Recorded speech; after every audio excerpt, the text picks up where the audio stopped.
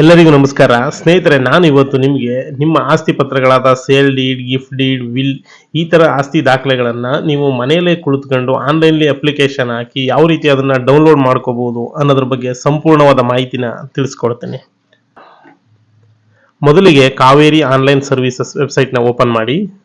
So ಅದರಲ್ಲಿ ನೀವು first time Kaveri online ಸರ್ವಿಸ್ನ ಯೂಸ್ ಮಾಡದೇ ಇರೋದಾಗಿದ್ರೆ ಕ್ರಿಯೇಟ್ ಅಕೌಂಟ್ ಮೇಲೆ ಪ್ರೆಸ್ ಮಾಡಿ ಇಲ್ಲಿ ನಿಮ್ಮ ಡೀಟೇಲ್ಸ್ ಏನಿದೆ ಅದನ್ನು ಎಂಟ್ರಿ ಮಾಡಿ ರಿಜಿಸ್ಟರ್ಡ್ ಬಟನ್ ಮೇಲೆ ಕ್ಲಿಕ್ ಮಾಡ್ಕೋಬೇಕಾಗುತ್ತೆ. ಸೊ ನಾನು ಈಗಾಗಲೇ ರಿಜಿಸ್ಟರ್ಡ್ ಆಗಿರೋದ್ರಿಂದ ನಾನೀಗ ಡೈರೆಕ್ಟ್ ಆಗಿ ಕಾವೇರಿ ಆನ್ಲೈನ್ ಸರ್ವಿಸಸ್ಲಿ ಲಾಗಿನ್ ಆಗ್ತಾ ಇದ್ದೀನಿ. ಓಕೆ, ನಾನೀಗ ಲಾಗಿನ್ ಬಟನ್ ಮೇಲೆ ಕ್ಲಿಕ್ ಮಾಡ್ತಾ ಇದ್ದೀನಿ.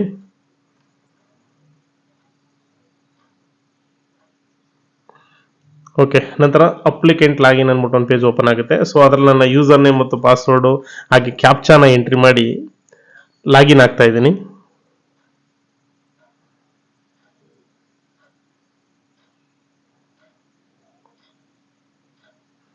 ಓಕೆ, ನಾನೀಗ ಕ್ಯಾಪ್ಚಾನ ಎಂಟ್ರಿ ಮಾಡಿದ್ದೀನಿ.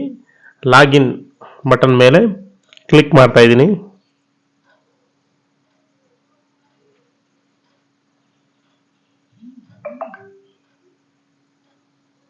ಓಕೆ, ನಂತರ ಈ ರೀತಿ ಒಂದು ಹೋಮ್ ಪೇಜ್ ಓಪನ್ ಆಗುತ್ತೆ ಕಾವೇರಿ ಆನ್ಲೈನ್ ಸರ್ವಿಸಸ್ದು.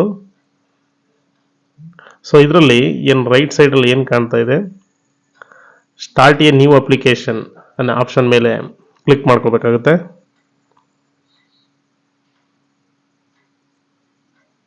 ಓಕೆ, ನಾನೀಗ start a new application option ಮೇಲೆ ಕ್ಲಿಕ್ ಮಾಡ್ತಾ ಇದ್ದೀನಿ.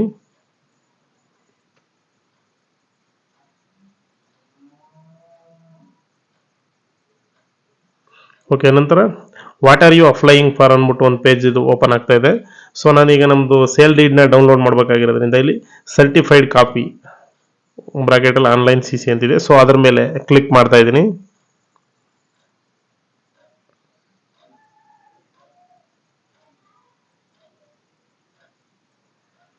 ಓಕೆ, ನಂತರ ಈ ರೀತಿ ಒಂದು ಪೇಜ್ ಓಪನ್ ಆಗುತ್ತೆ.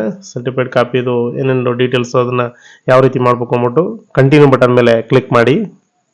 ನಂತರ ಇದು ನಿಮ್ಗೆ ಯಾವ ಡೇಟ್ ಇಂದ ಬೇಕು ಅಂತ ಕೇಳಿದ್ರೆ ಆಫ್ಟರ್ 1/1/2004 ಅಂದ್ರೆ 1/1/2004 ಈಚೆಗೆ ಬೇಕಾ, ಬಿಫೋರ್ 1/1/2004 ಅಂದ್ರೆ 1/1/4 ಹಿಂದಿನದು ಬೇಕಾ ಅಂದ್ಬಿಟ್ಟು. ಸೊ ನಂಗೆ ಇತ್ತೀಚಿನದು ಬೇಕಾಗಿರೋದ್ರಿಂದ ಆಫ್ಟರ್ 1/1/2004 ಸೆಲೆಕ್ಟ್ ಮಾಡಿಕೊಂಡು ಪ್ರೊಸೀಡ್ ಬಟನ್ ಮೇಲೆ ಕ್ಲಿಕ್ ಮಾಡ್ತಾ ಇದ್ದೀನಿ. ಸೊ ನಂತರ ನಮಗೆ ಈ ರೀತಿ ಪೇಜ್ ಓಪನ್ ಆಗುತ್ತೆ. ನಾವು enter your property details to continue. So ಇದು ಎರಡು ಆಪ್ಷನ್ ಶೋ ಆಗುತ್ತೆ, ಒಂದು ಕ್ವಿಕ್ ಸರ್ಚ್ ಮತ್ತೆ ಇನ್ನೊಂದು ಸ್ಟ್ಯಾಂಡರ್ಡ್ ಸರ್ಚ್ ಆಗಿರುತ್ತೆ. ಕ್ವಿಕ್ ಸರ್ಚ್ ಅಂದ್ರೆ ನಿಮ್ಮ ಹತ್ರ ರಿಜಿಸ್ಟರ್ಡ್ ಕಾಪಿದು ಏನಾದ್ರು ನಂಬರ್ ಇದ್ರೆ ಸೊ ನೀವು ಅದನ್ನ ಬಾಟಮ್ ಅಲ್ಲಿ ಎಂಟ್ರಿ ಮಾಡಿ ಡೈರೆಕ್ಟ್ ಆಗಿ ಅದನ್ನ ನೀವು ಡೌನ್ಲೋಡ್ ಮಾಡ್ಕೋಬಹುದಾಗುತ್ತೆ. ಸ್ಟ್ಯಾಂಡರ್ಡ್ ಸರ್ಚ್ ಅಂದ್ರೆ ನಿಮ್ಮ ಹತ್ರ ಕಾಪಿ ಇಲ್ಲ ಅಂದ್ರೆ ಸೊ ಅದನ್ನ ಸರ್ಚ್ ಮಾಡಿ ತಗೋಬೇಕಾಗುತ್ತೆ. ಸೊ ನನ್ನ ಹತ್ರ ಈಗ ಒಂದು ರಿಜಿಸ್ಟರ್ಡ್ ನಂಬರ್ ಇದೆ, ರಿಜಿಸ್ಟರ್ ಕಾಪಿ ನಂಬರ್ ಏನೈತೆ ಅದೈತೆ. ಸೊ ಅದರಿಂದ ನಾನು ಡೈರೆಕ್ಟ್ ಆಗಿ ಏನು ರಿಜಿಸ್ಟರ್ಡ್ ನಂಬರ್ ಇದೆ ಈ ನಂಬರ್ನ ಎಂಟ್ರಿ ಮಾಡಿ ಸೊ ನನ್ನ ಸೇಲ್ ಡೀಡ್ ಏನಿದೆ ಅದನ್ನ ಡೌನ್ಲೋಡ್ ಮಾಡ್ಕೋತೀನಿ. ಓಕೆ, ನಾನೀಗ ರಿಜಿಸ್ಟರ್ಡ್ ನಂಬರ್ನ ಎಂಟ್ರಿ ಮಾಡ್ತಾ ಇದ್ದೀನಿ.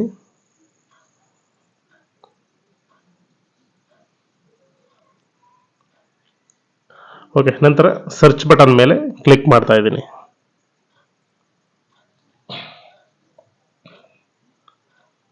ಓಕೆ ನೋಡಿ ಸ್ನೇಹಿತರೆ, ನಾವು ಸರ್ಚ್ ಬಟನ್ ಮೇಲೆ ಕ್ಲಿಕ್ ಮಾಡಿದ ನಂತರ ಈ ರೀತಿ ನಾನು ಯಾವುದು ಸೇಲ್ ಡೀಡ್ನ ಸರ್ಚ್ ಮಾಡಿದೆ ಅದರದ್ದು ಕಾಪಿ ಈ ಥರ ಓಪನ್ ಆಗ್ತಾ ಇದೆ.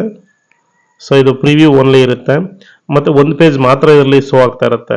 ನೀವು ಈ ಕಾಪಿನ ಏನಾದರೂ ಫುಲ್ ಬೇಕು ಅಂದರೆ ಇದನ್ನೇನು ಅಮೌಂಟ್ ಏನು ನೀವು ಪೇಮೆಂಟ್ ಮಾಡ್ತೀರಾ, ಪೇಮೆಂಟ್ ಎಲ್ಲ ಮಾಡಾದ್ಮೇಲೆ ನಿಮಗೆ ಫುಲ್ ಪೇಜ್ ಏನಿದೆ ಅದು ಒರಿಜಿನಲ್ ಕಾಪಿನ ನೀವು ಡೌನ್ಲೋಡ್ ಮಾಡ್ಕೋಬೋದಾಗಿರುತ್ತೆ.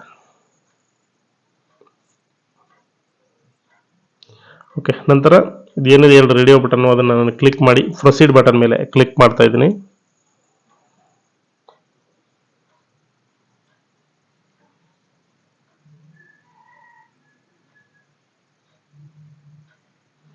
ಓಕೆ, ನಂತರ ಈ ರೀತಿ ಒಂದು ಪೇಜ್ ಓಪನ್ ಆಗುತ್ತೆ.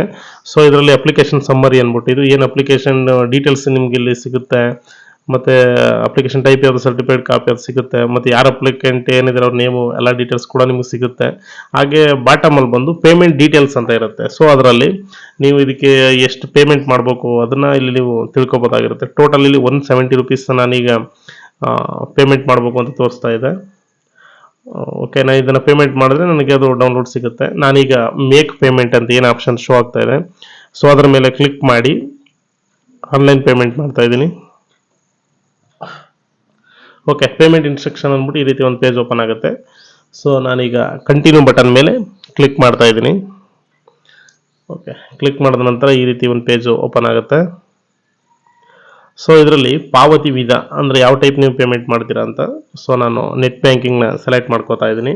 ಹಾಗೆ ಟೈಪ್ ಆಫ್ ಇ ಪೇಮೆಂಟ್ ಅಂದರೆ SBI ಇ ಪೇಮೆಂಟ್ ಅಂತ ಇದೆ. ಸೊ ಅದನ್ನು ಸೆಲೆಕ್ಟ್ ಮಾಡ್ಕೋತಾ ಇದ್ದೀನಿ. ಹಾಗೆ ಕ್ಯಾಪ್ಚಾ ಕೂಡ ಎಂಟ್ರಿ ಮಾಡ್ತಾ ಇದ್ದೀನಿ.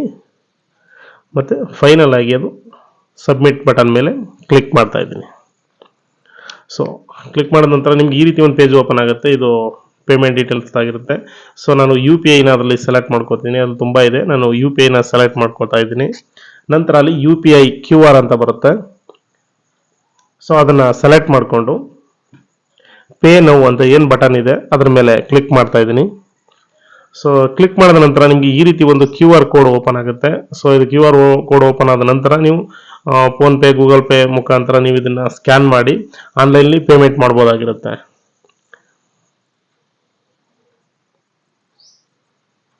ಓಕೆ, ನಾನೀಗ ಆನ್ಲೈನ್ ಪೇಮೆಂಟ್ ಮಾಡ್ತಾ ಇದ್ದೀನಿ. ಓಕೆ, ಪೇಮೆಂಟ್ ಸಕ್ಸಸ್ಫುಲ್ ಆಗಿದೆ.